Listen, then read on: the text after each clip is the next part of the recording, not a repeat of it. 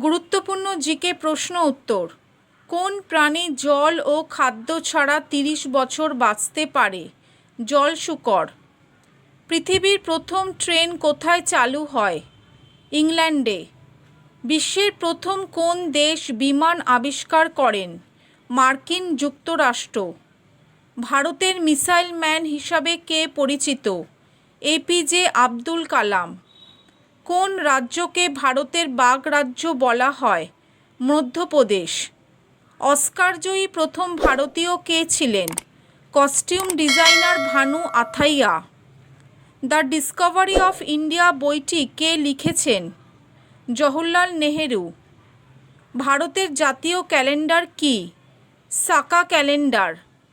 কোন দেশে সবথেকে বেশি মানুষ শিক্ষিত? জাপান।